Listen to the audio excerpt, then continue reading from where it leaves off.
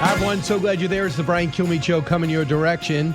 And we have a lot on tap today. This hour, we're going to talk to Secretary of Veterans Affairs, Doug Collins, going to be in studio. Big announcement. And Senator James Lankford, Republican Conference Vice Chair. Are we going to be looking at a government shutdown? He's also in charge of Homeland Security, Intelligence, and Finance. And, of course, we'll take your calls. And I cannot wait to hear from you, 1-866-408-7669. We know winter weather is certainly an issue. I know the snow removal is certainly an issue, regardless of where you are. And I also know the extreme cold and power is an issue. So let's just soldier through with the big three. Number 3. Vogue giving Gavin Newsom a glossy spread profile ahead of his new memoir. The first line in the piece says this, quote, "Let's get this out of the way. He is embarrassingly handsome. His hair seasoned with silver, at ease with his own eminence as he delivers his final State of the State address." Yeah, Emily Campagno helping us out there, but she's reading from Vanity Fair.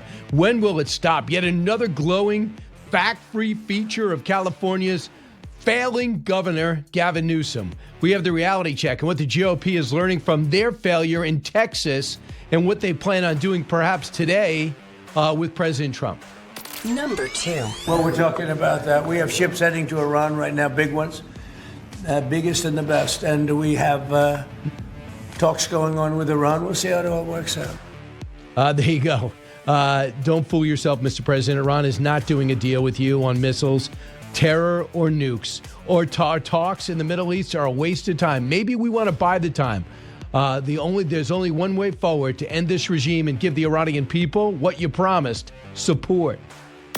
Number 1. The body cam has been the best weapon for good cops out there. Now you just go right to the video, boom, done, over. It's more protection for the police than I think it is for the population. Yeah, I agree. Dan Bongino weighing in, former assistant head of the FBI. Smile, you're on body camera as ICE gets one per officer in Minnesota. Meanwhile, we will see if this is all or part of ending the government shutdown. We have the latest as we await critical vote today. I don't want to bore you with inside baseball, but I will say that they had to pass a rule in the House in order to take what the Senate was doing with avoiding the shutdown and pass it with only GOP support, and they did. So there's going to be an official vote today on what the Senate handled, the appropriations bills the Senate handed the House, and they're supposed to approve it, and then it's supposed to go through. And then they'll have 2 weeks to readjust elements of the Department of Homeland Security. That'll be something Senator James Lankford is going to be involved with as the Republican Conference Vice Chair and Senate Homeland Security, Intelligence, and Finance committees, all the committees he has to sit on. Senator, welcome back. Are you optimistic this mini shutdown ends tonight? I am very optimistic on it, Brian. I'm glad that we finally had a breakthrough on the rules to be able to get on the floor of the House. They can actually move this today and to be able to get it done. Mini shutdown is over. Most Americans don't even know there's a little half shutdown going on right now. What we affectionately call the partial government shutdown. Most people don't even know it, but I would tell you the TSA agents that came past when I was coming back to D.C., they're very aware. They said their paychecks are becoming bipolar. So it's a challenge for folks that are worried about are they still going to get their paycheck. But they decided in the House to forget about the SAVE Act, which was going to demand, among other things, you have to have ID when you go to vote. Now, you're for the SAVE Act, but for some reason, you guys have not brought it up yet. So some frustrated members of the House on the Republican side wanted to put that together. The president talked him out of it. So where is the SAVE Act at? So what's interesting is the SAVE Act that came out of the House actually didn't include the provision you just said, which is voter ID. It just said you have to show proof of citizenship to register, but don't have to show ID to actually vote. What we're actually working on now is a revised version of it they call the Save America Act that actually requires voter ID when you vote and a proof of citizenship when you register, which will be a real ID. For everybody that's got a real ID, you register with a real ID that already has your proof of citizenship that's built into it. If you're not a citizen, obviously you don't get a chance to vote. That's the federal law already. We just don't have a law that says you got to prove it.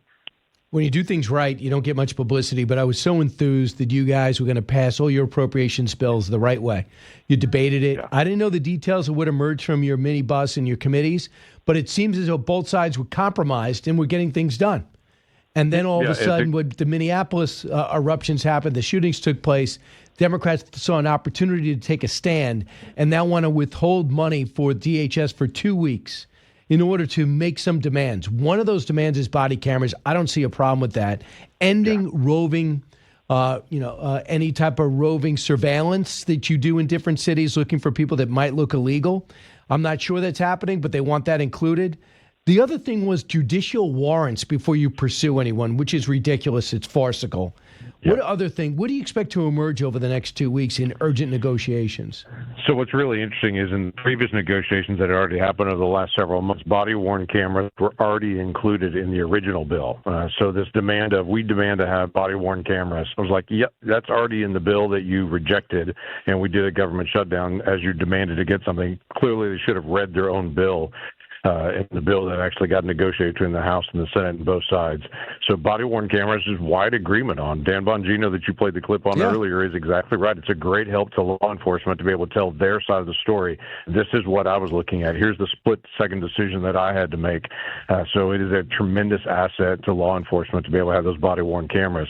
The roving piece, we're all trying to figure out what is the definition of a roving patrol. Is this someone who's driving? Is this someone who's walking? Is this... That is the nature of law enforcement, that they have the ability to be able to say, hey, something doesn't feel right about this, and for a trained law enforcement professional to be able to go ask questions on it. That has actually been supported even by the Supreme Court of late, what they call the Kavanaugh decision in this, to be able to allow members of law enforcement to be able to make a decision when they're out. The one that's interesting you brought up was about judicial warrants and administrative warrants. A lot of people are going, well, of course we should have a judge in this. Well, you need to understand with immigration, these are mostly civil matters. And so most of the time, it's not a judicial warrant to actually pick somebody up. What the Democrats are looking for is saying you've got to have a judicial warrant to pick everyone up. They're wanting the entire country to be a sanctuary country, that you actually cannot arrest people and pick them up on the whole. You can't do administrative warrants. Right now, if a judge has even said they've got a final order removal, they're actually removed with an administrative warrant.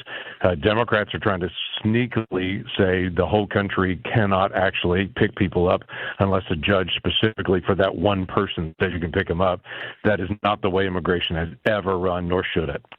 So I'd love to know who's organizing these protests. I mean, I don't see them saying, hey, every time they're interviewed, are they saying, I got this neighbor of mine who's my best friend, and they're from Ecuador, and they got messed up with paperwork, or they came here 6 years. You don't hear these stories. I don't even think they know any illegal immigrants.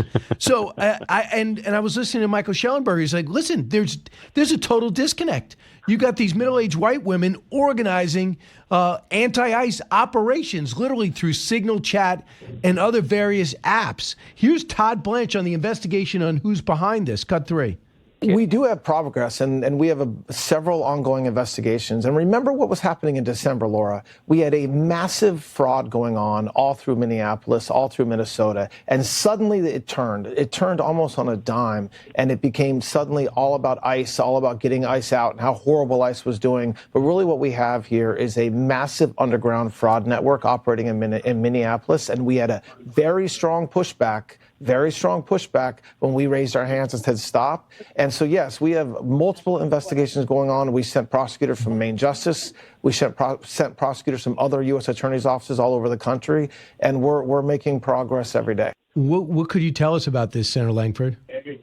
Yeah, the most basic thing is that people are standing out to be able to protest against Trump. It's whatever Trump is for and whatever ways they can find to be able to attack President Trump, they're going to do it. The latest of this are these shootings that happened of law enforcement where tragically an American was killed that was protesting, a violent protester, by the way, that was actually engaged. There should be a full investigation. The president's been very clear saying he wants an honest, open investigation on this. That's entirely reasonable. There's lots of steps that have been taken to say, we got to find a way to be able to turn the volume down in these areas. But what they really are looking for is two things. This is a way to be able to attack President Trump, number one. Number two, it is they don't want any law enforcement at all. They don't want anyone removed, criminal or not, that's here illegally. And that's just not where the American people are.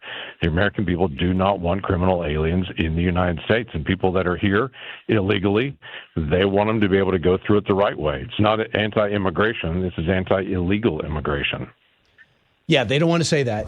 And by the way, just fascinated. People have brought me through the process when it comes to how President Obama did it. He had Tom Homan lead a charge, mostly through the prisons, of illegal immigrants. And when their fingerprints are taken, it just lights up on ICE. So if you're picked up by shoplifting in New York City and you're here illegally, the minute you put your fingerprints down and you're arrested, ICE gets the notification. You got an illegal immigrant who's in your custody. And they used to just give them up. Now they don't tell them. They deny it. They try to, in some cases, they try to sneak him out the back door, which happened the other day with a judge in New York City. Took a guy that was already attempted rape, a series of charges back to 2014. A judge let him out. It's all because Donald Trump won an election and he's not Barack Obama. Yeah. What's interesting is you talk about judicial warrants and administrative warrants earlier. President Obama used administrative warrants a lot to be able to remove people that were not legally present in the United States. That's a very normal way to be able to do it. Has been done for a very long time on it. But now folks are focused in saying because it's President Trump that they don't want him to be able to actually enforce law and order. The country wants law and order. They don't like the chaos. Yeah, here's Governor Walz not taking responsibility. Cut 4. I'm just incredibly proud of Minnesotans that in the face of a federal government retribution campaign against a state that has never been seen before, we responded with peaceful protests, boycotts, delivering food to our neighbors, and a commitment to a civil society that works for all of us. What is wrong with him? Does he really? He believe a word that he just said? I don't know. I don't know. It just striking me. So my great state of Oklahoma, 4 million people, half the size of Minnesota on it. We've had by far more folks that have actually been picked up out of our prisons that were not legal in the United States, have also committed some state crime. Yeah. In Oklahoma is the third largest state for removals, and most of those have come from our prisons and jails because we're actually cooperating to say, yeah, if someone's not legally present in the United States and they've committed a crime, we want them removed. So that's the way it should actually be done. And so there's no protest in the street because actually folks that are behind bars right now are turned over in Minnesota saying, nope, we don't want to do that. All right, so we'll see what happens over the next 2 weeks. For the 9th straight time, Senator Lankford, you have released the federal fumbles for the past year. Do you want to go over some of them? I can actually. So this is 9 years in a row we've been focusing on this area. A lot of folks have talked about Doge. We did Doge before Doge was cool, I can say it that way. So the whole focus is where can we find waste, and the pressure is on the different agencies and committees to say look for this stuff or we will expose it. And we're relentless on it to be able to pull this stuff out. So we found $250 million that was spent by NIH studying transgender mice. $250 million on that. Of course, $250 million also wasted in Minnesota. We've all seen those stats, but people may not know there was also a study that was done on the effects of COVID on a herring fish. And we also sent money over to China so that they can do experiments on beagles. So it just continues to roll out. The biggest area of waste that we found this year actually was the $85 billion that was lost over the government shutdown. 43 days, longest government shutdown in history. We lost $85 billion during that time period. For all the folks that say government shutdowns don't cause anything, yeah, they do. They cause us to lose money in our economy, and it wastes a tremendous amount of money inside the federal government. So we're going to continue to be able to call it out and say there are some active solutions that we can do to be able to make this better. $150,000 spent studying how COVID and climate change affect each other. $250 million on NIHS funding transgender experiments. And you mentioned the shutdown was just brutal for us. So we'll see how much we could keep shedding light on this in order to shut it down in the future. I know the president's looking to trim when he can. So finally, Senator Lankford, some people are now noticing what's going on with these special elections, and they're not going the GOP's way. When the doors close and you talk to other senators and congressmen and Republican operatives, what are you guys doing wrong, or what's the public not getting that you're doing? Yeah, I think we're not telling the story of things that we've already passed.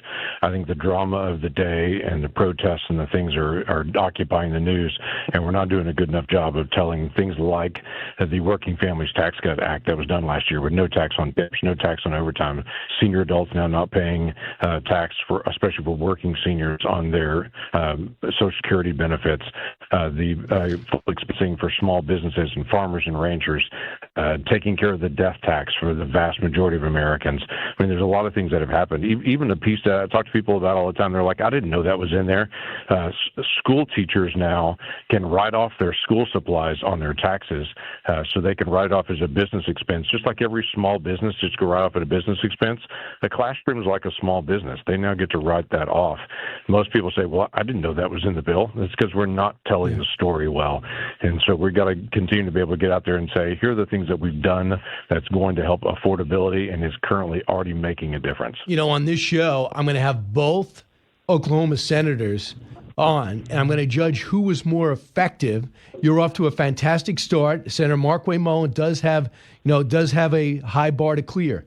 So, Senator, thanks so much for kicking up the show like you did. Always top quality. Glad to do it, Brian. And for the record, I want Vanity Fair to write an article about how great my hair is as well. Exactly. Why is that? Newsom. So seriously, I got great red hair. They need to write a story about my hair as well. You're endlessly attractive. I'm sure someone's going to write that story. Perhaps Time or Newsweek. I'm sure they will. Yeah, and your voice, Senator. Everybody wants you to do the voiceover of their bio or their life story. Senator James Lankford, thank you. You bet, Brian. Thanks. Keep praying for the nation. Go get him. Back in a moment.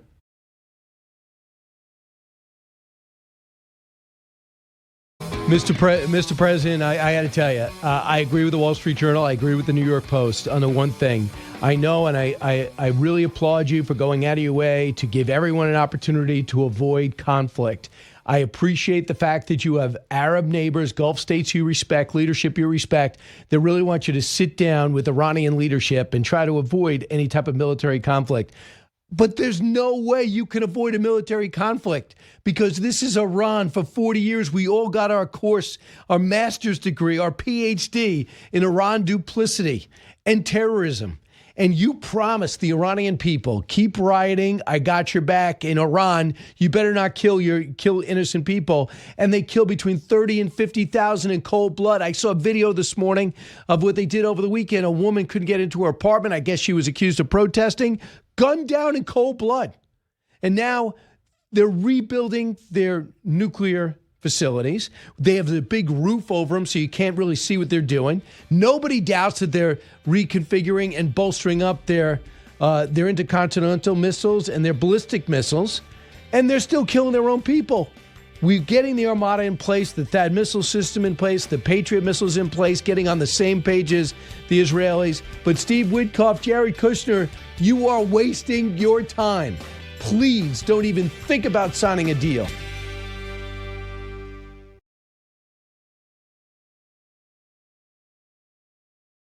A radio show like no other. It's Brian Kilmeade. Welcome back, everybody. The Secretary of Veterans Affairs is with us now, Doug Collins. He's a former congressman from Georgia. You know, he's the Veterans Affairs Secretary. He's got his hands full. We're going to talk about that. But I'm also seeing something take place now that, you know, it's one of those things that it's not natural to me because, number one, you have to pass. I don't know if you know what happened last week, but they were about to pass through normal budgetary process all the appropriations bills through the Senate. The House went home, and the Senate said, okay, it's in our lap. Then the shooting of Alex Preddy took place, and Democrats say, I have an opportunity here to reform and restrict and try to impeach or whatever I can get through Secretary of Homeland Security, Kristi Noem, and affect their budget. So they said they will not fund the government. Then they got down to, we won't fund DHS. We need 2 weeks to figure out what kind of reforms we can put into place. But because you didn't pass as is what the House gave you, the House had to come back to work on Monday. And because the Democrats won't help them, the Republicans had to pass a rule in order to pass what the Senate handed them. And it looks like they did through the committee. Was it 8-4? Yeah, they got it through. So they got it through Rules Committee. Now it's going to be on the floor. So here it is, the Tuesday. test vote will be the rules vote. That's what are the tests. If they can't pass the rule, they can't pass the bill. So that's where they're at. But did they pass the rule last night? They passed out a committee. It's got to go to the floor. Okay. The rule sets up the floor activity. That's what everybody, it used to be, the Rules Committee used to be called the Speaker's Committee because the majority owns the Rules Committee. It's 9-4, basically. The minority has no way of controlling the Rules Committee. So, but it sets the parameters on what's amendments on the floor, what bills on the floor, and how long they're going to negotiate. So that bill passed out. So within the next few minutes, they're going to actually, if the Republicans can all hold together and pass the rule, then that means that they'll probably pick up a few Democrats on the side, but they'll get all the Republicans to vote for the bill. Because you would think logically Democrats would want to do it because they say they have 2 weeks after this passes in order to fully fund or augment the DHS budget, right? Yeah, there's a lot of concern right now that I think going on, and I'm speaking just as an observer and a former member of Congress. The Democrats, I think they're going to do everything they possibly can to tie up the CR. And do whatever they're going to try and get whatever they can get. This is well, it will be after if this passes, it breaks DHS off. Everybody else will be funded. Only DHS will be under a CR. It wouldn't surprise me if they try to lead that a CR as long as they possibly can get it. Beyond the 2 weeks. Beyond possibly into the year. So didn't they fund it through the big beautiful bill anyway? I say did. Yeah, it was really, and now some of them are going back trying to get that money out of. That's not going to happen. So again, this is a political play. Again, but what is bothersome to me, and it was bothersome in the longest shutdown in history back in the that we had in the fall, was for me as far as veterans and everybody else. It was they're going after something, but can care less about the collateral damage of the American people. DHS also is TSA. It's also FEMA. It's also, the other aspects that they do as well. So they're willing to, take these and get rid of them, basically. So I guess we'll see what happens. So you don't think they're going to get this solved in 2 weeks? For example, some of the things that they want done, and we'll get to your area, they want to put body cameras on the ICE agents. It's okay. Yeah. Stop roving patrols. I'm not sure they're doing it, but okay. Yeah. All right. So walking around, did they say you're buzzing around looking at Home Depots and roofs to see if you look Hispanic? That's what the claim is, and ICE denies that. Number 3 is get a judicial warrant before you go into any illegal immigrant. That's impossible. Well, you're also wanting to change the whole way we do. I mean, look. What they're trying to change is taking our entire, which Congress actually did this originally, is take our entire immigration code and everything, which is where they're trying to get at, to make it almost impossible. If you get here, basically what it looks like they're trying to do is if you get here, no matter how you got here, you can stay.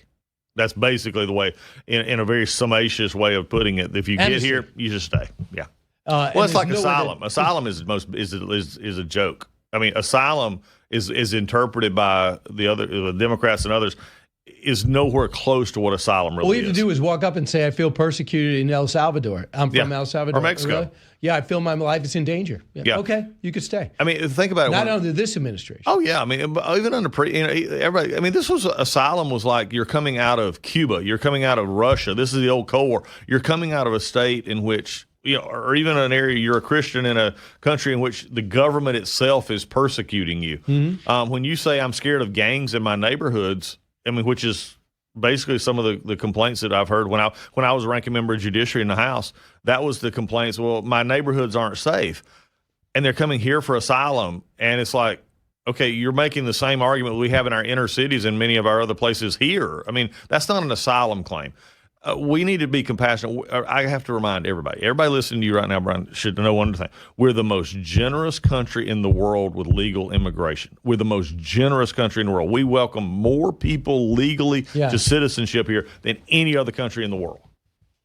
And we're the most desirable. The most desired. Right. Okay, so the Secretary, yesterday, RFK Jr. announced a $100 million investment in addiction recovery. How does that help you at Veterans Affairs? It helps us in coordination. I think that's going to be the big thing. The one thing that's is an unwritten story about the president and this administration and this cabinet is that we all work together, and we take our jobs as if we're running our departments and running the agencies as if we're not siloed, that we do need each other to help. And I think you're going to see this in the next few years as how this happens. So the money and investment with coordination between state and local and federal on how we get people into treatment facilities, how we identify them, how we get resources to them. One of the biggest areas that we have a lot of times is in what we'll say is the residential rehab kind of stuff, which is costly, and we're having to build those facilities. So I think this is going to help us identify, but also give hope to that. I can't tell you how many people I know that have had addiction issues, and they go into rehab. They can't last more than 10 days because their insurance weighs out, or they take the bed away. Yeah. I'm sorry, we need your bed. Yeah. And to a better guy with better insurance. Yep. And in 10 days, you're not going to get better. Yeah, that's the problem. And this was something we did.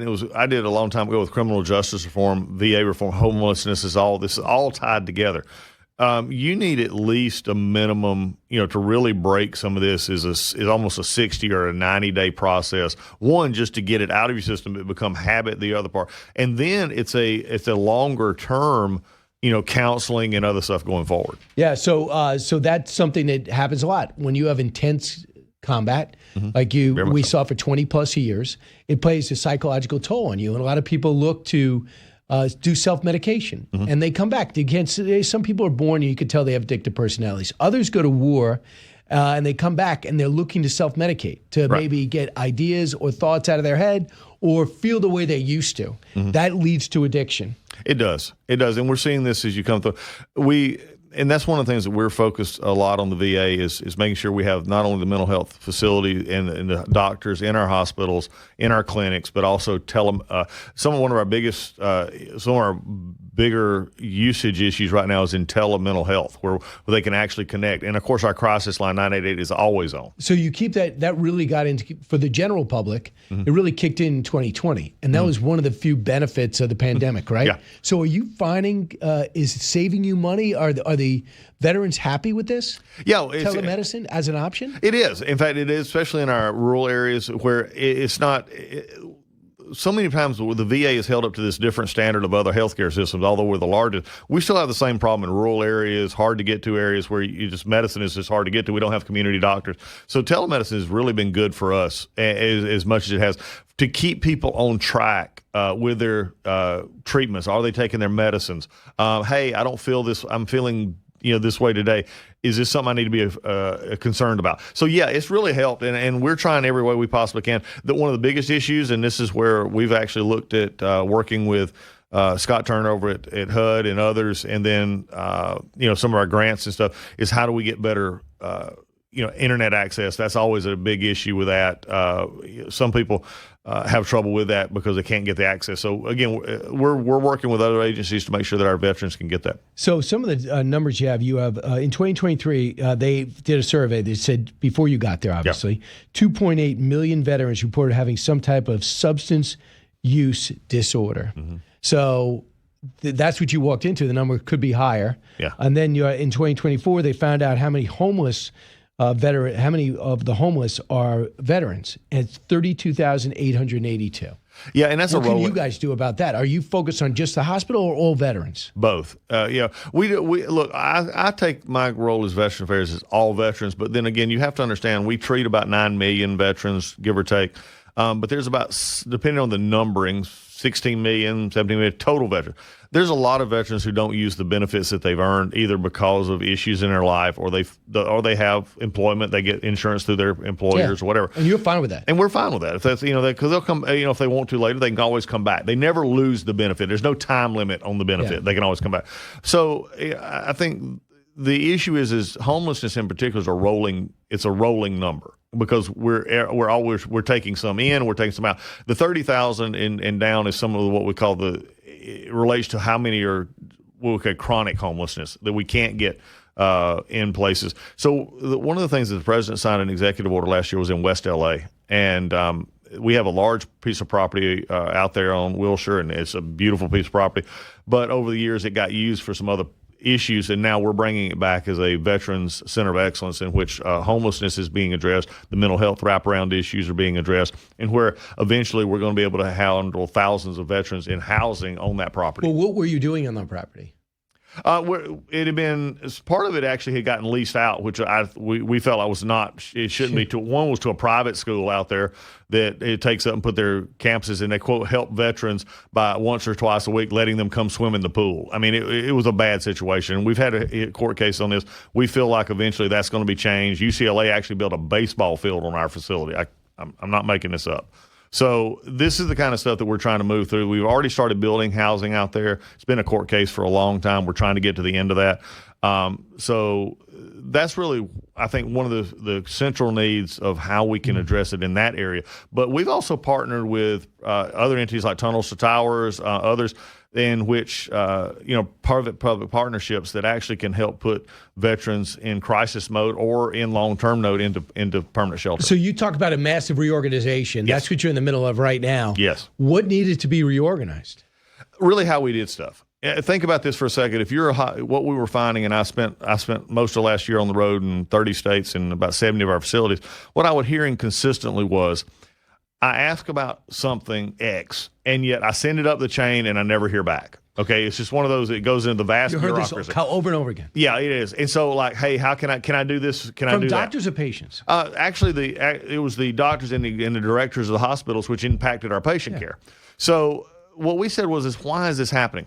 What we found was it was backwards. It's on top. It was flipped upside down. All the quote policy people and all the people who didn't work on patients were controlling what was happening. They looked at themselves as tip of spear. We had 2 or 3 committees doing the same thing, not talking to each other, but yet holding up projects.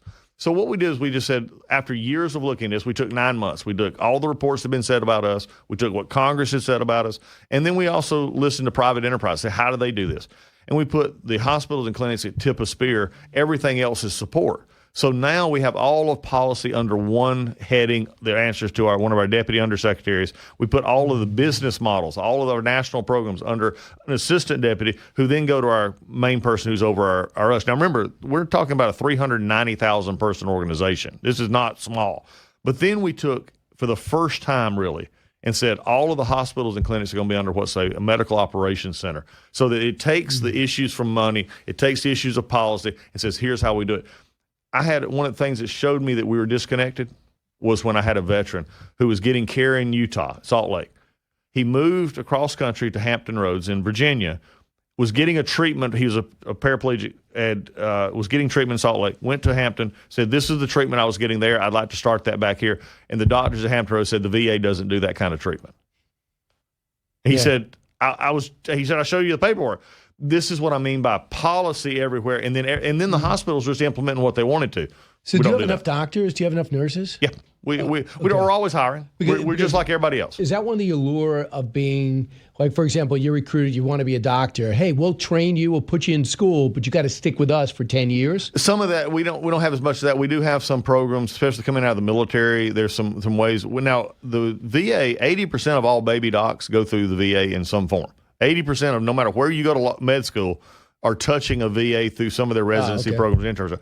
We've got to do a better job. One of our problems, and I'm calling on Congress repeatedly to do this, they've got to raise the caps on how much I can pay doctors. Absolutely. It's capped. Because you can't compete. No, it's capped up with the president's salary. It's an old federal issue. But I have doctors in certain specialties that my best offer is $300,000 to $400,000 less than just across the street. I mean, I respect so much our doctors and our nurses that come, but it's just so hard. And then we make it even harder to get in because our or if you could build incentives that work for the veterans, so the doctors can do it. So I'm sure they appreciate that. But you're doing it with a leaner staff, aren't you? Yes, we are. We started last year around 200 and, again, you all in, say 270, 470, 480,000. We had 30,000 that took the early retirement. And yet what we have seen is by better focusing our resources, making sure that folks are attentive, we're seeing disability benefits claims answered. We dropped the backlog from 260 to under 100. Our wait times in our hospitals are improving. And we've talked about this before. I just want to mention to Congress, to anybody else listening, the VA is a healthcare system. We're just like every other healthcare system in the world in the sense that we compete for doctors. I compete with Mayo for doctors. I compete with everybody. And so we reflect what's going on in our medical community. We need more doctors. We need more nurses. We need, and that's not just us, it's everybody. Gotcha.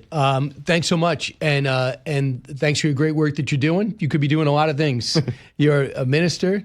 You have a medical background. I've been in it for a while, and then a lawyer and a pastor and everything else. It's amazing how much you can do. You are a Swiss Army knife. I'll tell you what, Sadie, he is the Veterans Affairs Secretary, Doug Collins. Great to see you again. Great to see you too, Brian. All right, back in a moment. It's Brian Kilmeade.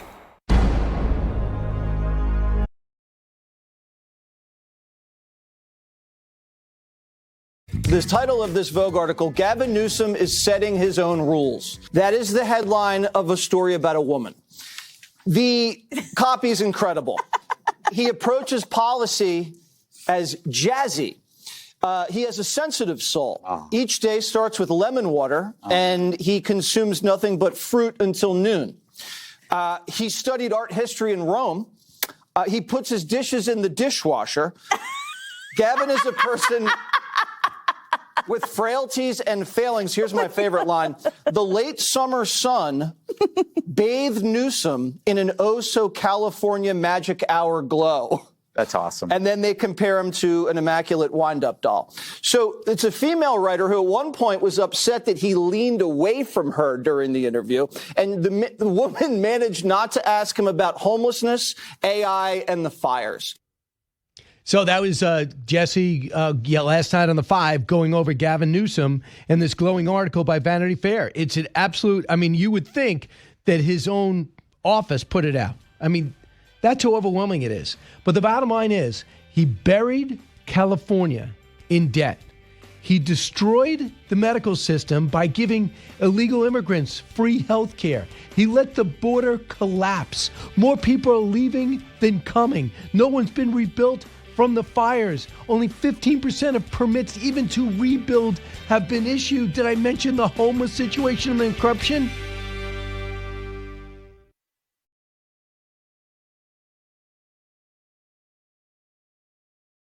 It's Brian Kilmeade. Hi, everyone. Brian Kilmeade here. Thanks so much for listening. I come to you from Midtown Manhattan, where the snow is as if it snowed yesterday, even though it's been weeks.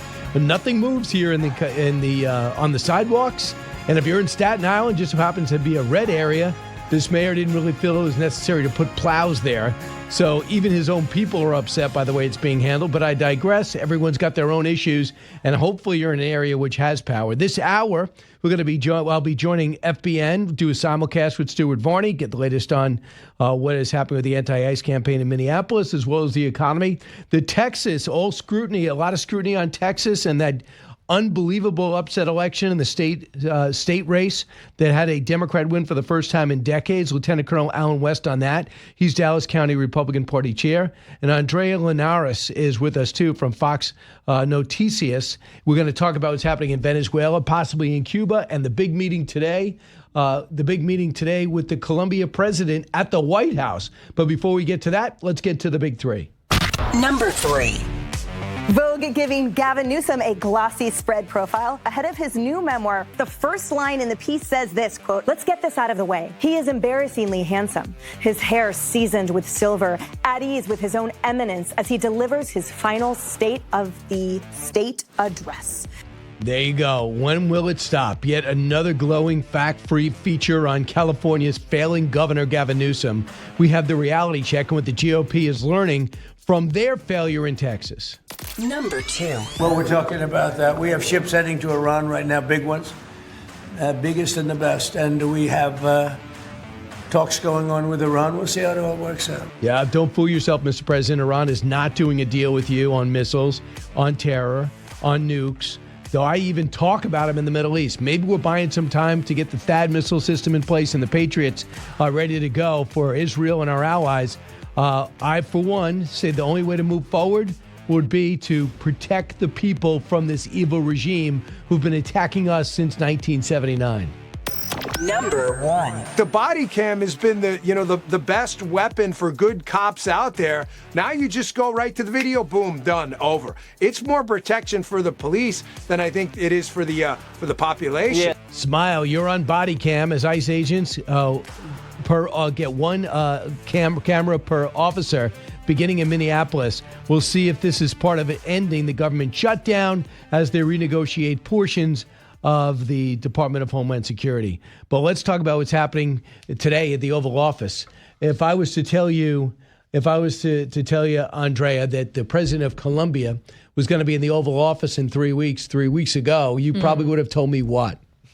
I would say that's a big no-no. I would not believe it because we've been seeing such a... He's been trolling President Trump. Right. You know, he's an outspoken critic of President Donald Trump. We've gone all of a sudden from clashing to dialogue. Can you believe this? And according to diplomatic sources, believe it or not, it was a U.S. Senator for Kentucky, Rand Paul, that was also instrumental in helping them have this conversation. And also, very important, that moment today marks 1 month since Nicolas Maduro and Celia Flores were captured in Venezuela. And I think that was a big warning and wake-up call for Gustavo Petro, kind of let me just tone down a bit and have this conversation. And what do you think it'll be like today?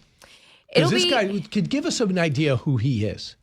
Well, he's quite a character, like I said, very outspoken. And this is honestly, this past year was extremely a very tense relationship between Colombia and the United States. And let me remind people that we've always had typically a very good relationship with Cuba, and it's the tensest it's been in about 3 decades, correct? So for it to have just fallen apart this way was very worrisome. But if they want to be smart about this whole thing, this should be the focus. They need to focus on drug trafficking and securing the border between Colombia and Venezuela. How bad is it now? It's very bad. We're talking about the fact that they share about 1,300 miles, Venezuela and Colombia. Most people are just trying to get out of Venezuela, right? Right. But anymore? There's a security issue for Colombia here, and that's why he should be smart about this. Petro, safety and stability in Venezuela is of interest to Colombia. Why? Because it's the country that has received the most amount of Venezuelan migrants. So if you can achieve a safe and free Venezuela,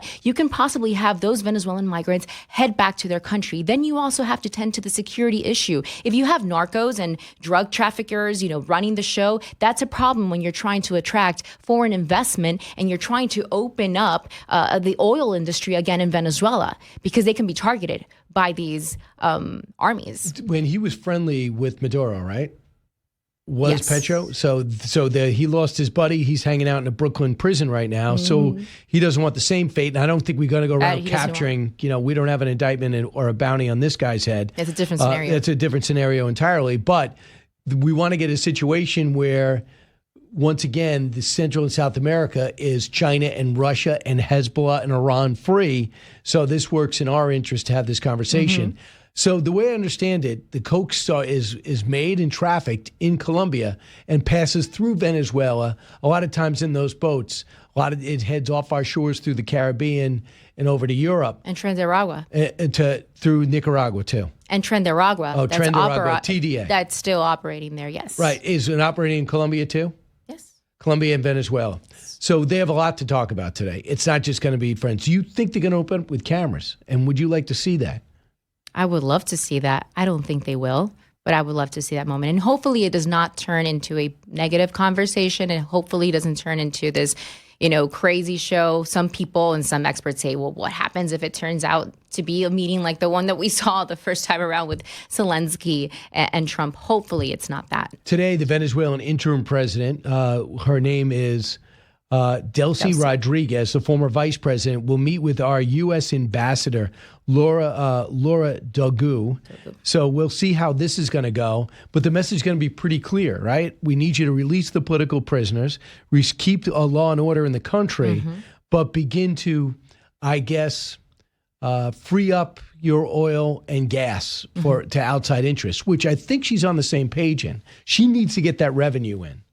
Correct. So people, what they really, really want is the release of all the political prisoners. So far, more than 300 have been released, but they've been moving very slowly when it comes to the release of political prisoners. Now, something that has been very significant is the fact that they're promising a general amnesty for everyone, meaning exonerating everyone during the period of political violence stemming from 1999 under Hugo Chavez to the present day. And this is very important because sometimes we want to say, well, they're free now. They're not free. They're released from prisons like El Helicoide, where they have been tortured, but they still face a lot of legal implications and they face restrictions. months. So what Venezuelan people want is their full freedom.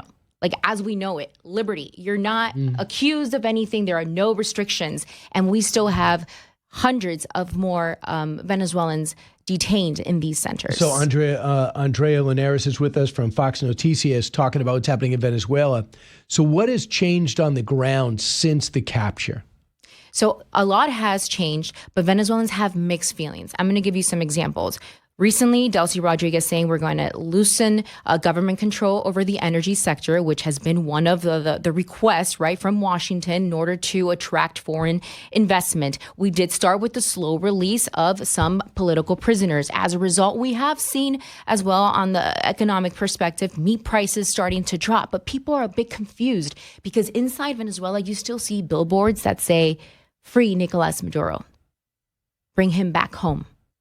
So people are a little skeptical. They don't want this to be just an oil agreement. You don't do that if she didn't want it. Right. They don't want this to be an oil agreement, but a continuation of Maduro. That's why they are skeptical. And there's still repression taking place inside the country. So we are seeing, for example, President Donald Trump also saying we're going to open up the airspace. We're going to resume flights. American Airlines saying we will be doing this shortly. So this is good. It's good for business. It's good for travel. People still need to be careful because the situation is very unstable inside Venezuela. But these are significant steps, but people want more. So yesterday, the foreign minister had a chance to meet Felix Paciencia, a prior foreign minister who also served the country's ambassador to China. Will travel to Washington in the coming days to serve as Venezuela's diplomatic representative, so that'll be good. Rodriguez's brother, nobody seems to, who cares about democracy, thinks he should be involved. He is Jorge Rodriguez, but he's involved in all these meetings too. Mm-hmm. He's like the speaker of in Venezuela. Do you have do you think these people have the ability to understand they're going to have to run for election, have the ability to give people back their rights? Do you think they're capable of doing that? The fear is that they are experts deceiving others, deceiving other leaders. That's why they've lasted there so long. So but now, see, here's the one thing. Everyone knew exactly who they were. They were socialist communists affiliated with the dregs of the world, the Irans, the Russias, the Chinas, and the Hezbollah. Are they going to pretend as if they weren't comfortable running in those circles? I mean, that's the million-dollar question. Are they doing just enough to appease the Trump administration and run out the clock? Or are we going to actually see free and fair elections soon? I spoke with President-elect of Venezuela, Edmundo González Urrutia, yesterday, and he said we need these elections to take place sooner than later. We're talking about months. We can't wait longer. Do you think they could? And you know the fear, the administration has. So let's say they go in there, they have an election. You're referring to chaos, erupting instability. Chaos erupt, and they become guerrillas instead of citizens. They don't wait to win the next election. They refuse to follow the election results. And they worry about the others melting into the woods and it's becoming an Iraqi-like insurgency. We don't want that to happen because you could have easily lost an opportunity. Secretary of State Marco Rubio recently said in a hearing, success is not a guarantee here, but we are seeing a glimmer of hope. And I do think they know what they're doing. The administration knows what they're doing. Mm-hmm. You cannot have this erupt into chaos. But I also understand that people want these elections sooner than later. Congressman Carlos Jimenez also said it. This needs to happen in a matter of months. Yeah. So that's the difficult part, right? Trying to figure out when's the best moment. But it needs to be stable. Yeah, stabilization, economic recovery, reconciliation, and then transition. The two countries yesterday reached a deal to export $2 billion worth of Venezuelan crude to the U.S. You know, I thought it was interesting. Wall Street Journal brought up an interesting idea, and that is take some of the revenue that you're selling, since we have so much control over their oil right now, and give it to every single Venezuelan. You have a way of hitting everyone. If they is there a situation where they have checking accounts or where they can go into towns and give them some money so they can start feeling some benefits, afford some food?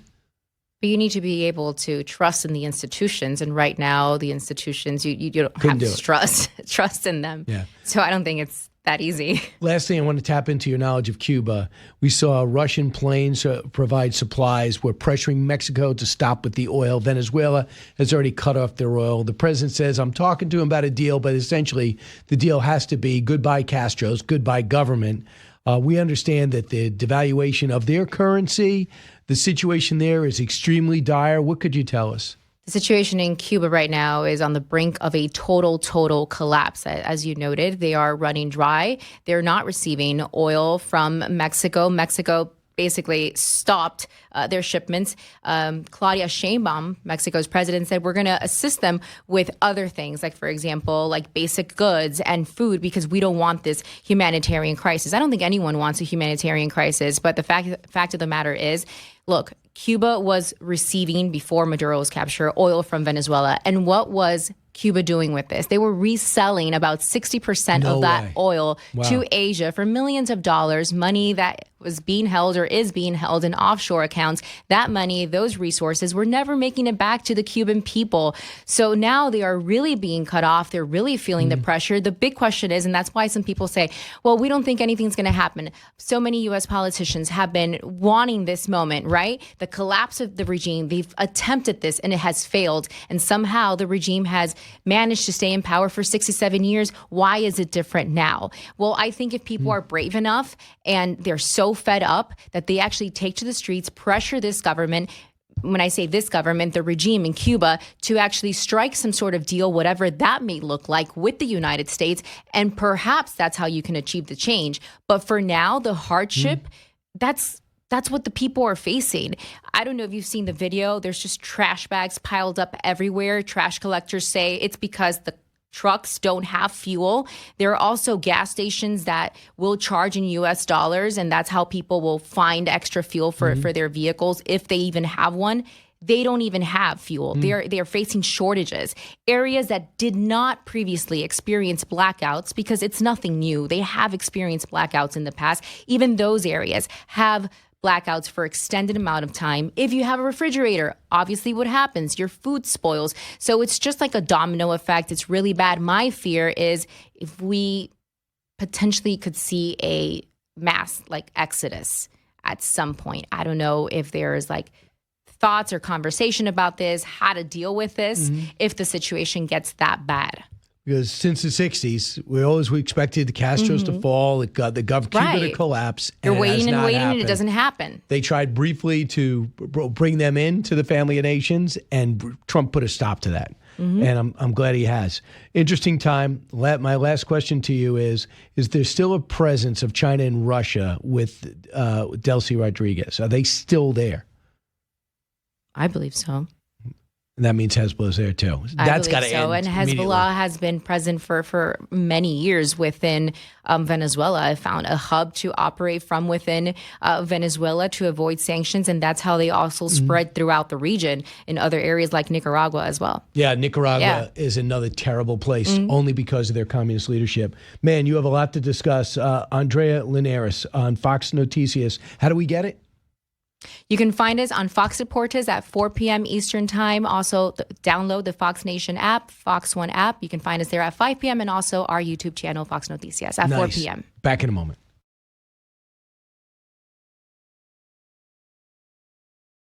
Last night's victory was historic in so many ways. Look, this is a seat that hadn't elected a Democrat in over 34 years.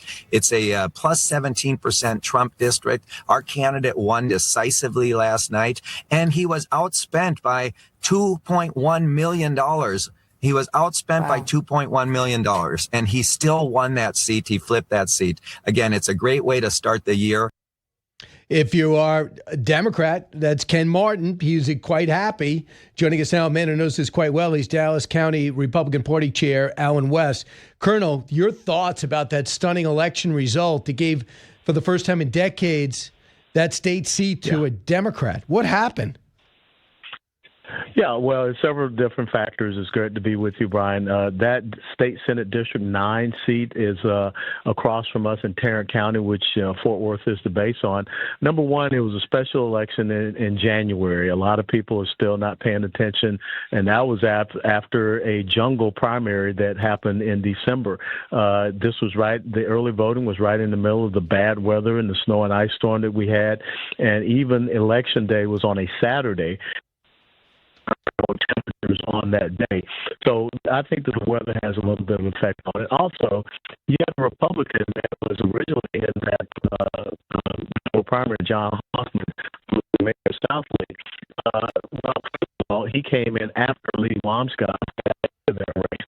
So he diluted her. Yeah. And, hey, you know what, Colonel? We're going to try you back again. You're breaking up severely, so I really can't understand what exactly you're saying. So we're going to call you right back. We're going to get you back on the line. So what the Colonel was talking about is the fact that special election, that Donald Trump won the district by 17. This guy won by 14. And if you just look at the Hispanic vote and where it's trending in Texas, there's some concern. And then what I want to build up to is what the president might lean on. He was staying out of the Senate race in Texas because you got to figure it's going to go Republican. But they got one promising candidate and they got one clown candidate in Crockett. And they got to wonder if Ken Paxton, if Wesley Hunt, or Senator Cornyn, who of the three, who's got the best chance of winning. And are you supposed to learn from the Texas state race and the wake-up call? But with us once again is Alan West. Colonel, you were saying that the weather was a problem, off-year elections, but just to see the president win by 17 and this guy win by 14, it's gotta alarm you to a degree. Well, absolutely. There are two things. Number one, people can't be focused on just having President Trump on the ballot. And number two, you still got to get out and turn out for these elections. I mean, I think you had about a 13% turnout in that January special election between the Republican and the Democrat. And also understand that this is just to fill the unexpired term of former State Senator Kelly Hancock. So they will meet again in November. This Democrat will not be part of the Texas legislature session because that is biennial, and so it won't kick in until next January. So he may not even get a chance to sit down and legislate whatsoever. Maybe he'll be on some committee hearings, but that's about it. But, in a way, I'm kind of glad it happened. It's a wake-up call. Republicans, especially in Texas, need to understand that in these major urban population centers, we've got a dogfight going on because the Marxist left are in control of Dallas and Houston and San Antonio, Austin, and they're trying to make their incursions into Tarrant County, which is the largest red county in the entire country. So we understand. So that happened. We also know that Sylvester Turner, who passed away, was replaced by Christian, now Congressman Menifee, Christian Menifee over in Texas. So it's now just a one-vote margin in the House, and let's see if they can pass this budget and avoid this continued partial shutdown. But I want to talk about the Senate race in Texas. Evidently, according to reports, the president might get involved now because he's worried that suddenly this could be a vulnerable seat for Senator Cornyn that Cornyn holds right now. Wesley Hunt is running. He gave up the run for his congressional seat. And Attorney General Ken Paxton is in there. James Tallarico is the Democrat on his side. Tallarico. Yeah. And he has also got Jasmine Crockett in a primary situation. But do you believe that Senate seat is firmly in Republican hands? And if you wanted the best shot of keeping it, what's the candidate that you think has the best shot of keeping it? Well, I will tell you that, yes, I think that it is going to be a strong Senate seat because, once again, this is a statewide seat. And so when you talk about the folks down in East Texas, out in West Texas, you talk about South Texas along the border, I don't think they're going to vote for someone to represent them that wants to, once again, have open borders and rampant illegal immigration and drugs, sex, and human trafficking. So I think that's a positive when you look at the policy side of it, as well as our oil and gas industry, because Tallarico and Jasmine Crockett are not going to support our oil and gas industry. It's very interesting when you look at, those three candidates.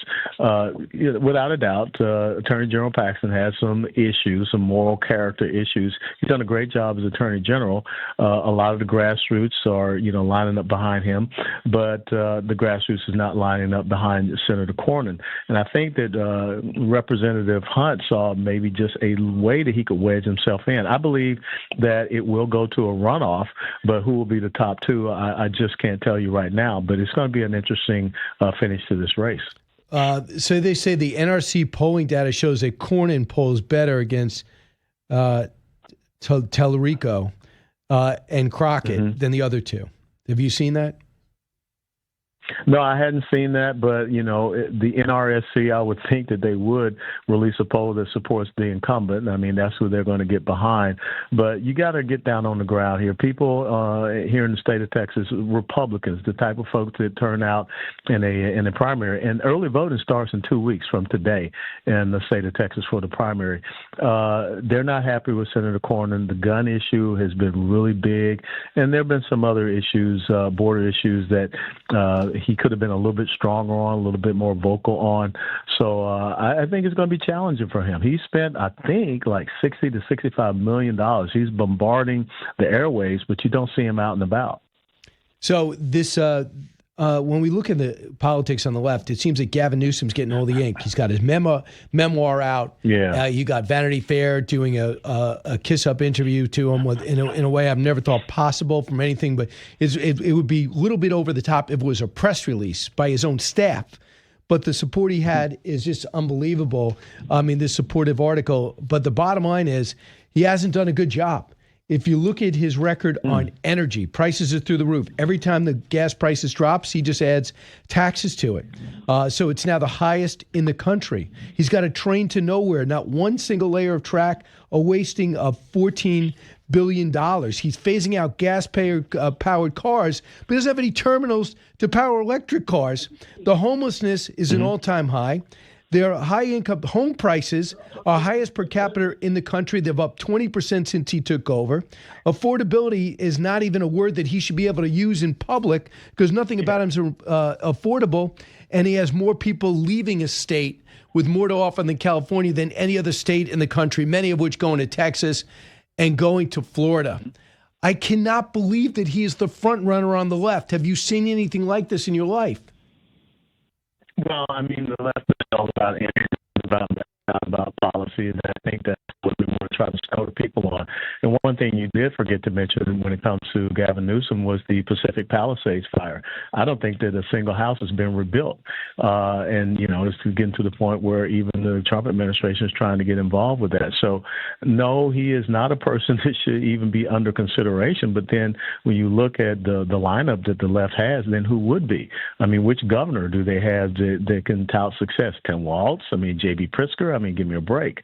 So I think, again, what they're looking at is the prettiest smile, the nice coiffed hair, someone that can go out and, really snow people, much the same as Barack Obama did, because it was all about his image. It wasn't about his message. All right. Lastly, here is Jack Keane on what should happen with Iran, who we're speaking to now about and trying to avoid a conflict with. 19. Even if we made a deal with the Iranians, just underscore what you just said, we know what they're going to do. They lie, they cheat, they deceive. No enrichment. Okay, that's the deal, right? With verification.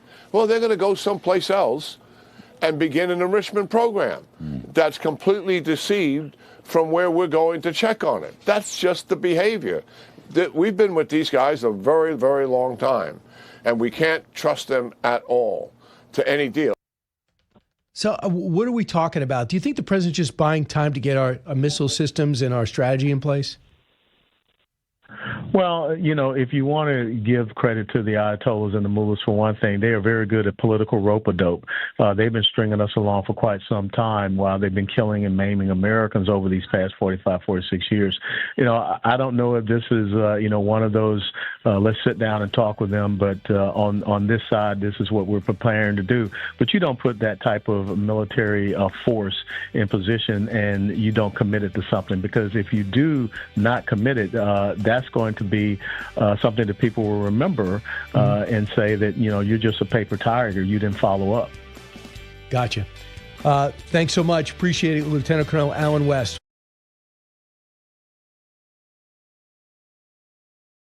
Let's talk about, too, the men and women who actually pull off that operation, the one they did in Venezuela, the bombing of the Houthis, when you have an operation supporting with the Israelis.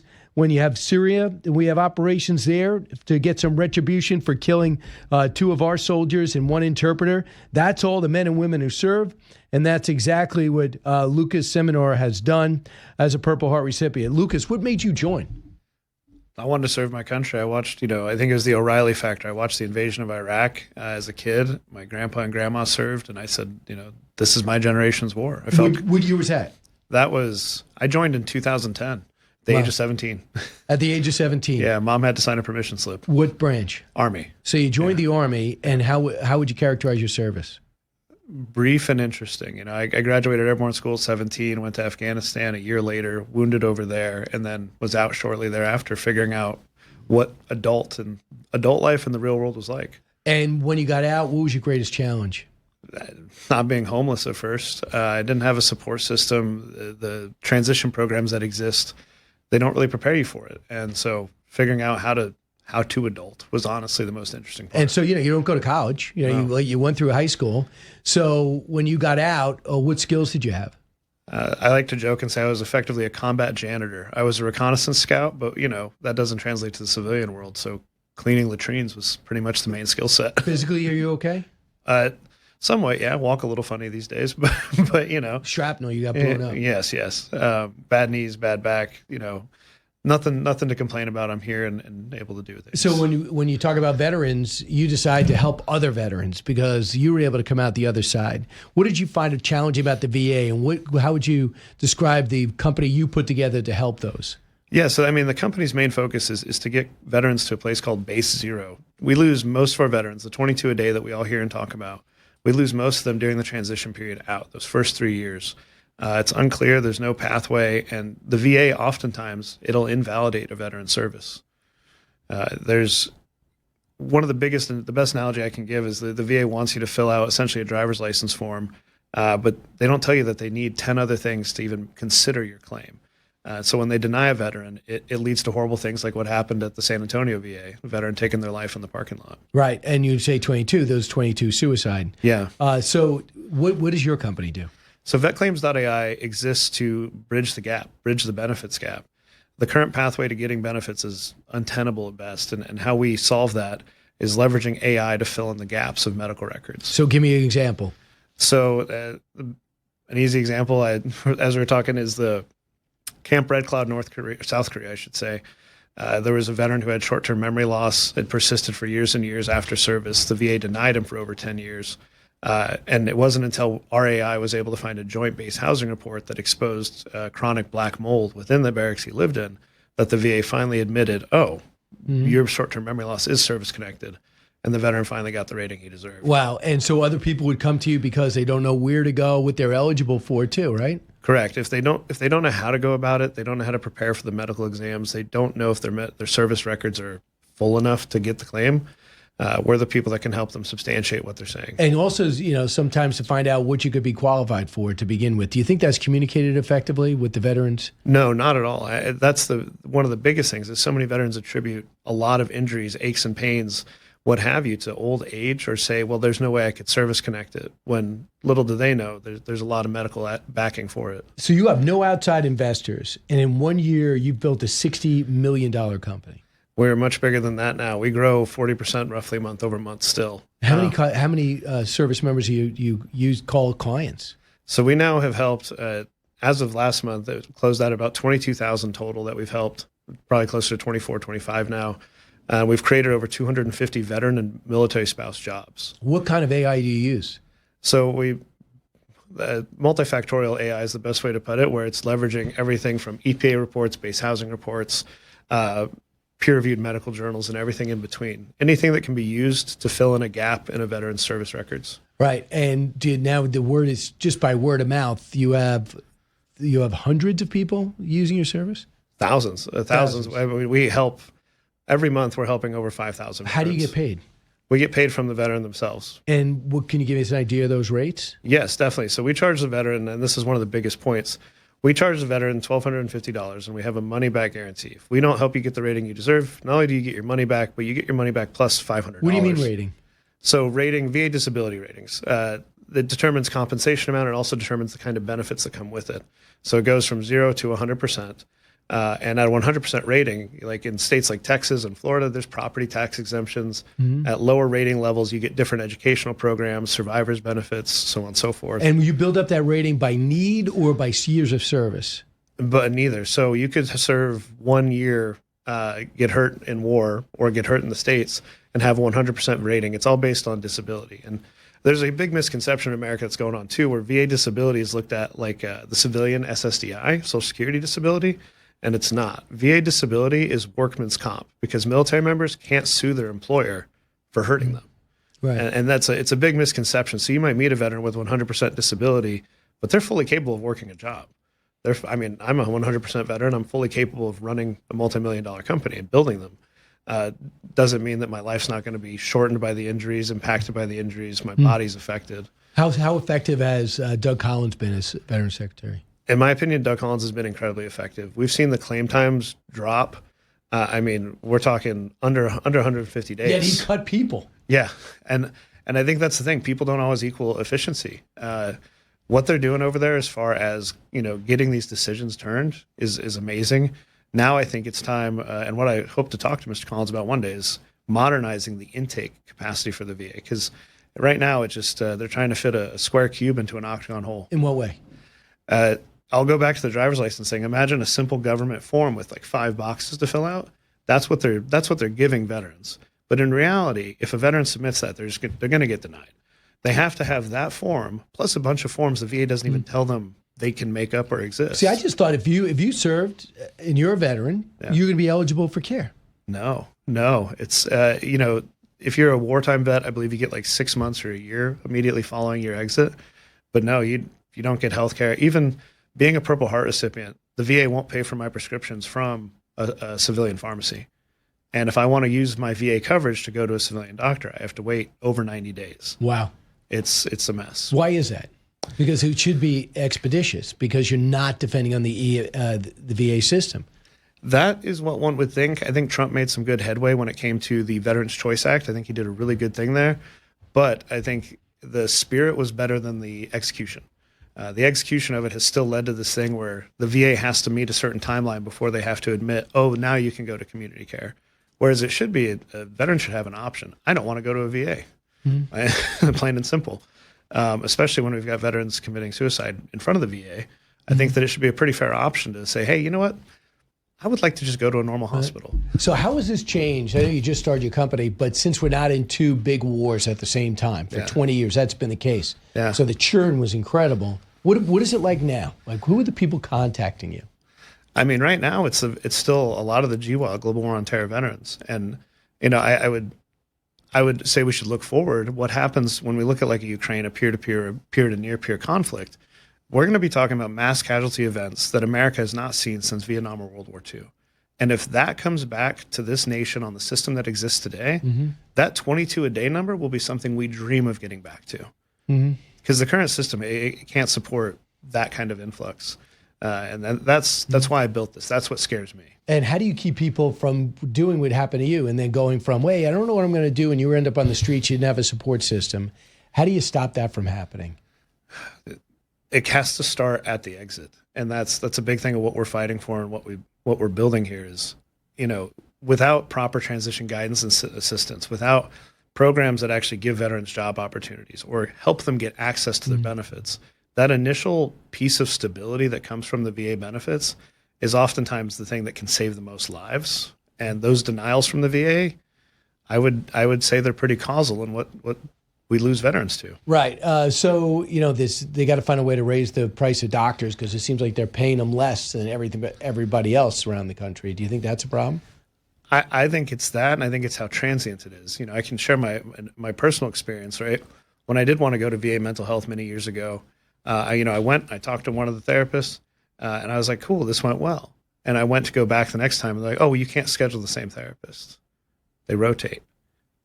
In what world is someone who's going through it, seeking help, going to want to relive the same thing 10 times? That's not progress. That's psychosis. Right. I mean, but you mean the person's still there, but they say you get who you get? Yeah. You can't have the same practitioner.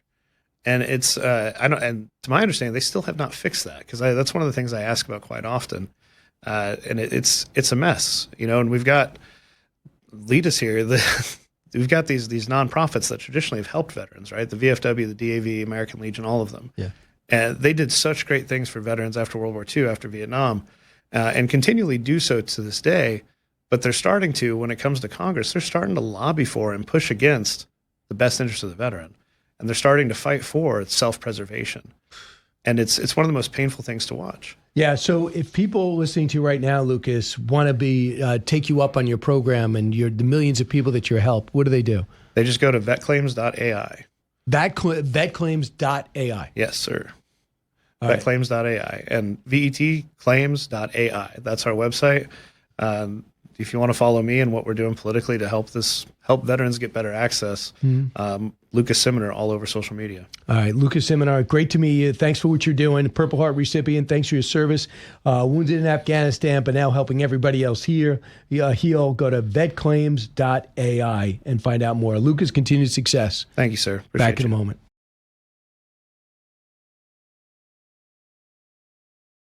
Listen, Bad Bunny is, and I think that was demonstrated last night, one of the great artists in the world. And that's one of the reasons we chose him.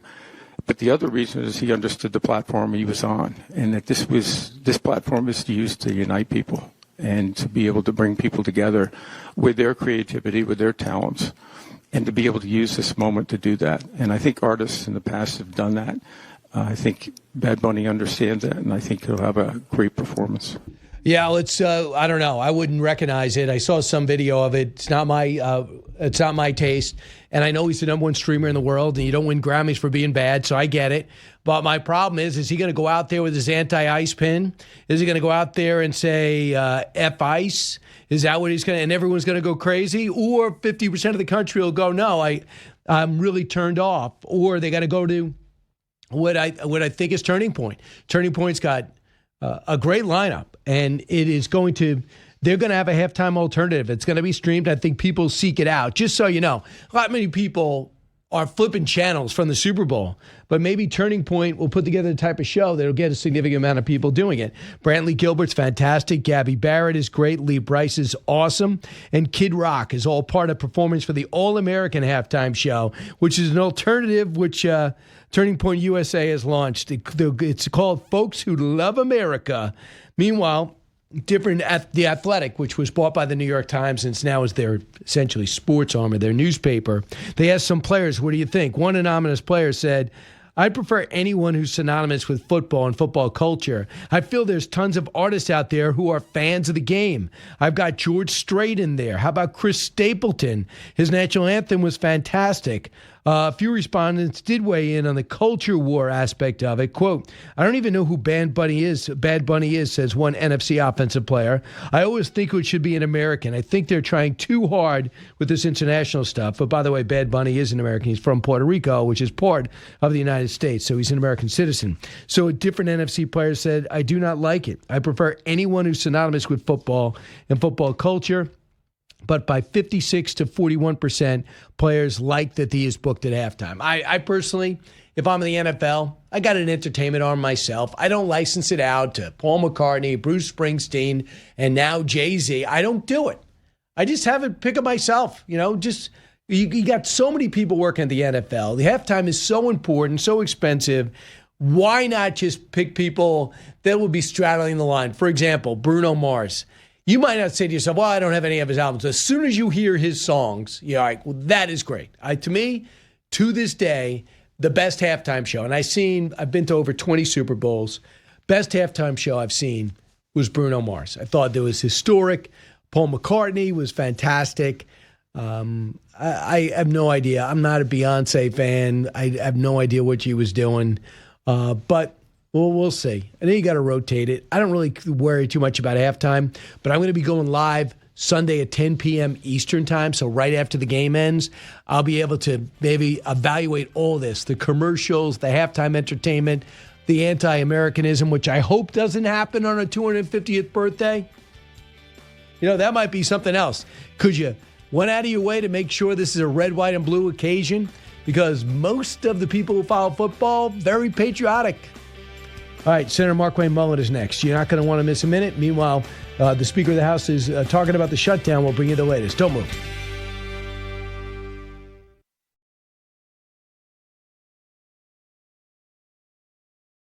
I think we have a clear historic choice here. Why is that? If we negotiate with Iran, And let's assume we get a good deal. Even the no enrichment, which is the essence of a good nuclear deal. Therefore, they can't produce a nuclear weapon. Let's say we even got further than that. No ballistic missiles or limited ballistic missiles and no support for proxies. Those two issues I just mentioned likely are not on the table. Let's assume we even got that far and we have a deal. What does that do? That extends the life of this regime indefinitely.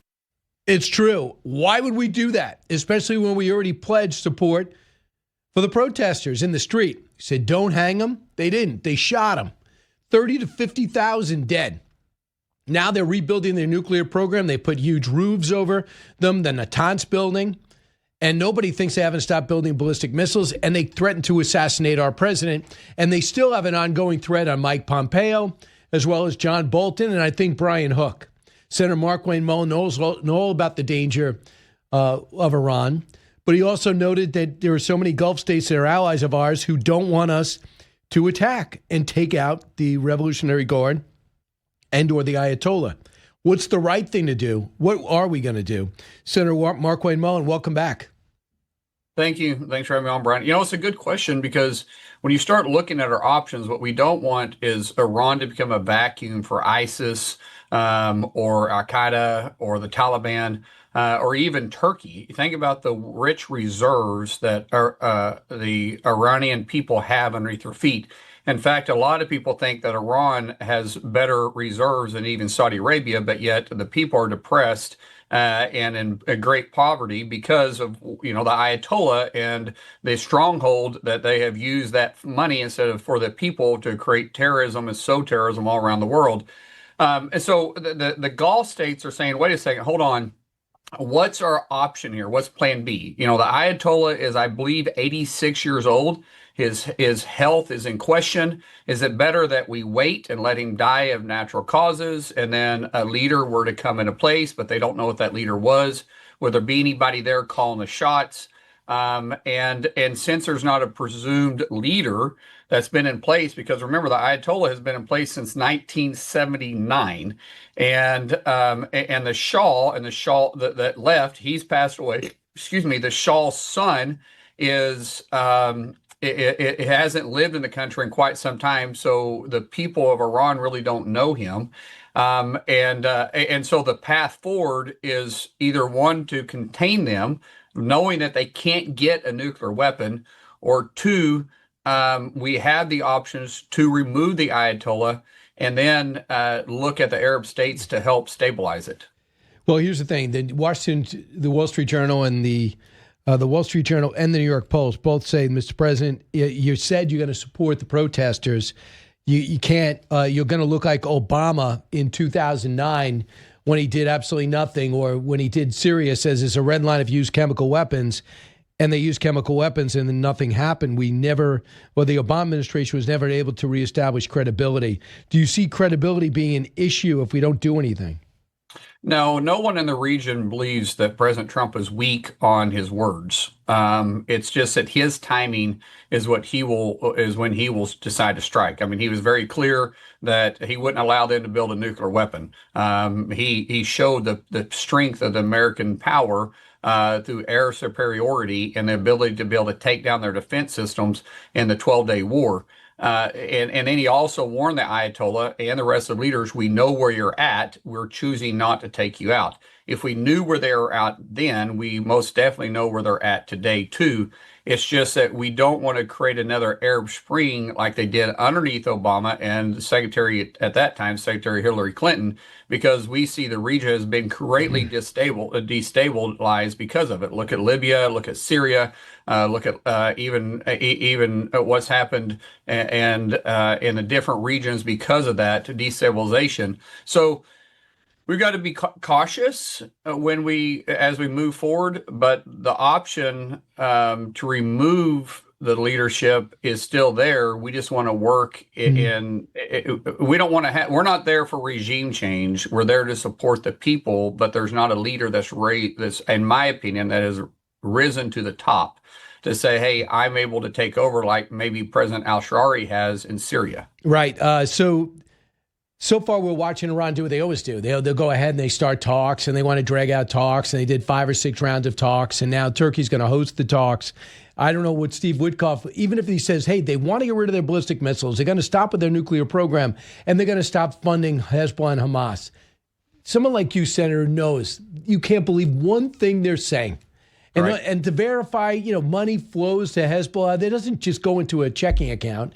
There's got to be ways to unwind that. So I'm wondering if this is just one of those things where the president's getting his missile shield in place before he goes forward. It looks like other allies are going to be involved in those talks. I think the definition of insanity is doing the same thing, expecting different results. We know what the Ayatollah and his murderous regime is about. You can't trust a word they say. And we have to trust but verify Turkey and Erdogan's, motivation in this thing too. And so I think the president is just waiting for the right time, and he's positioning our assets in a place that the people of Iran, which keep in mind, we love the Iranian people. Prior to the overthrow of the Shah and the Ayatollah coming into power in 1979, we had a lot of business relationships inside Iran. In fact, Iran, in some cases, was more westernized than the United States. They had more women elected to public office than the United States did. They had more women working in a professional setting than the United States did. And it was very similar to looking to what the United States had, but it was obviously in the Middle East. And so that group of people are the same age as my parents, right? There's still a large sector of the people that remember what Iran could be. And what we are saying is that we are there to support you. We have assets in place to support you. If it comes to it, we will use the strength of the United States. But we'd really like to see the Iranian people take over their country like they did when the Shah got everybody, not the Shah, but the Ayatollah got everybody stirred up against the Shah, and they overthrew the country. We believe they can do that now. And sometimes they just need to know that the United States is there.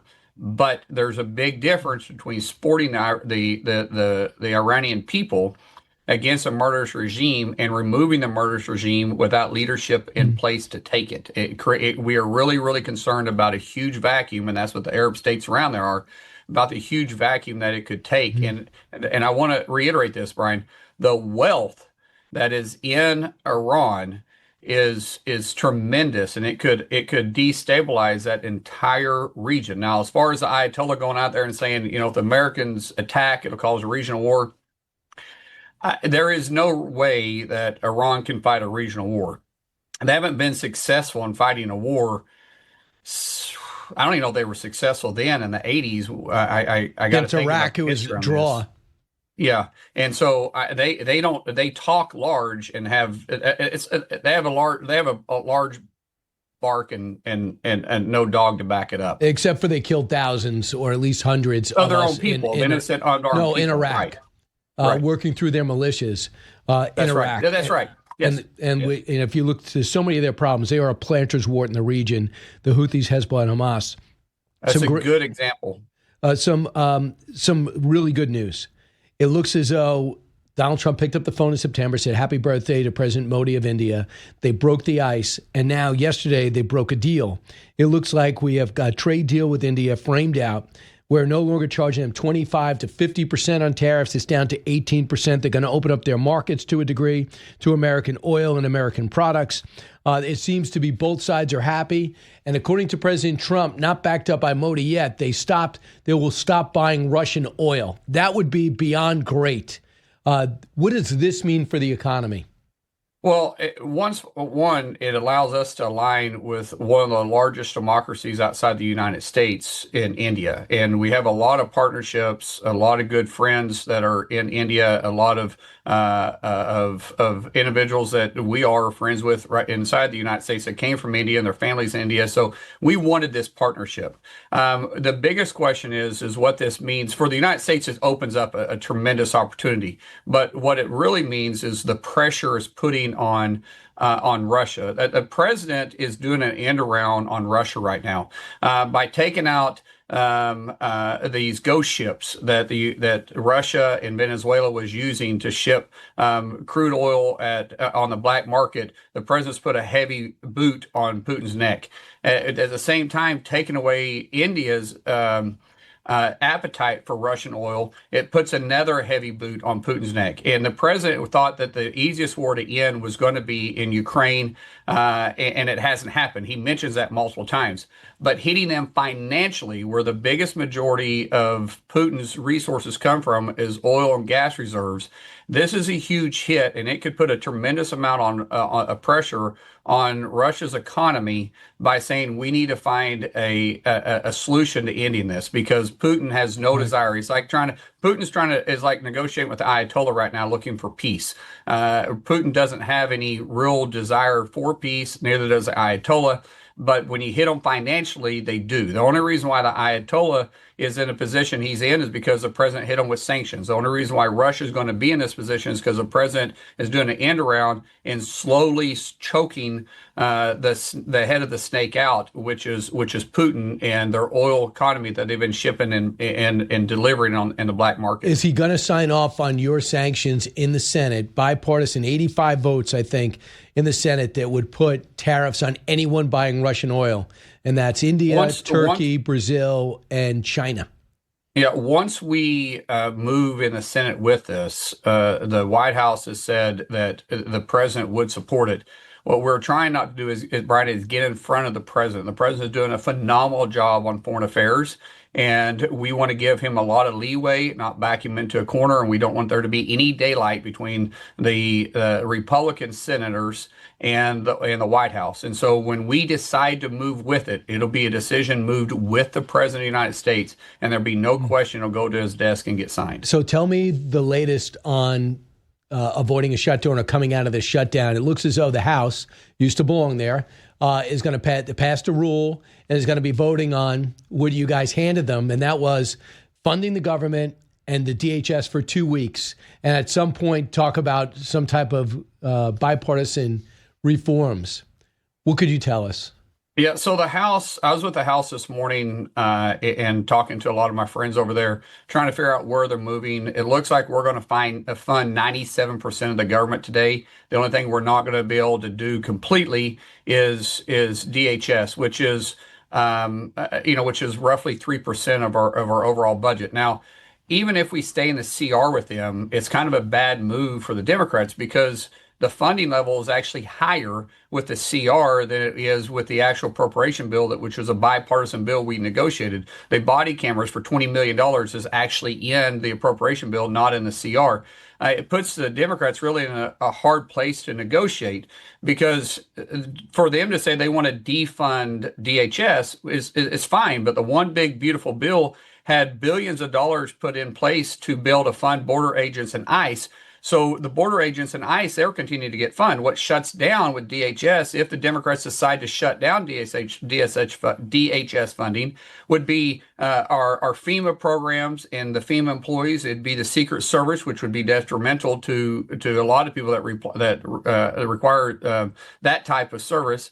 It would be you shut down the National Guard, you shut down TSA agents, and a portion of air traffic control. Senator, here's what I worry about. I worry that Democrats will say, well, I'm standing up for the anti-ICErs freezing in Minneapolis, but they know they have a political advantage if they could slow down the president's economy, like they cost us billions of dollars. I'm talking about Americans, billions of dollars in the fall. Do you think on some level political operatives are urging them for another shutdown to slow down this economy growing at over 4%?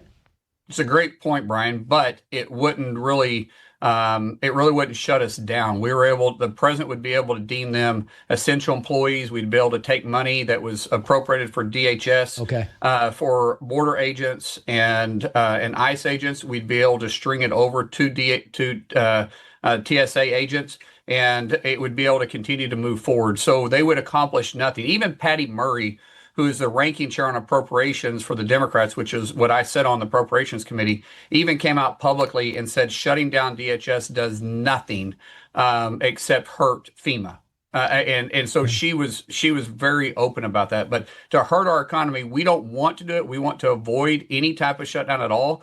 But 97% of the government will be open. We'll be able to reappropriate funds if we had to for emergency purpose because the president's authority increases during a shutdown, and the country wouldn't even know we were in a shutdown. All right, Senator Markwayne Mullin, you got your hands full. You're back in Washington, and yes, sir. It was great talking to you today, Senator Markwayne Mullin of Oklahoma. Brian. Appreciate it.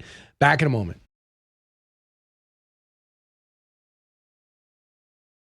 We should have zero confidence in the outcome of the midterm elections, which Donald Trump is going to get crushed. I mean, what more evidence do we need? It's a stacking of all of these things. He is not screwing around. He tried to light democracy on fire when he lost the election, tried to light it on fire, tried to destroy this democracy. He's trying to ruin our republic. He's trying to torch it. So that is Gavin Newsom, who's just living his life through Donald Trump, trying to be the anti-Trump voice. I'm so done with it. It's a dial tone to me. But you know who's not? Vogue, Vanity Fair, writing just these glowing breakdowns of how great he is and what a fantastic governor he is and how handsome he remains. I mean, his report card is absolutely terrible. And I'll tell you, Vogue is the one who broke it down negatively. The ones who loved him is just about everybody. He's reviewing his book, says he shows a vulnerability, but talks about how great he is. That is Vanity Fair. And it's just such a joke because he's handsome, he's articulate, he's somebody who always takes action, very comfortable in his own skin, endlessly handsome, full of energy. Listen to this. This is how it starts off. Let's get this out of the way. He's embarrassingly handsome. His hair seasoned with silver, at ease with his own eminence as he delivers his final State of the State address. It must drive Trump nuts. Believe me, it does not. He's the two-time president of the United States. He doesn't think about a failed governor from California, but you could think that because that's what you all think. You have no idea who Trump is at this point, which is sad for you because you got to find, even if you consider him your enemy, you should figure out what makes him tick and why he's popular, why he won twice, why he got the popular vote in every battleground state. I love what David Axelrod said. He's who guided Obama, as you know. Haven't we seen enough self-puffery in our leaders? This is why people can't stand, just be out there. Why can't people just be courageous enough just to be me? It's not the first time he poked fun at Newsom. He finds him to be pretentious. And he says one thing Trump taught us is you got to be yourself. And he doesn't feel like Newsom even knows himself. But on homelessness, affordability, on energy, on gas, on immigration, he's terrible. On health care, he's terrible. But you know who's going to find that out? Newsom. Why? Because Democrats are coming after him. Shapiro, Ro Khanna, Pete Buttigieg. You think they're going to just say he's endlessly handsome? They're going after him.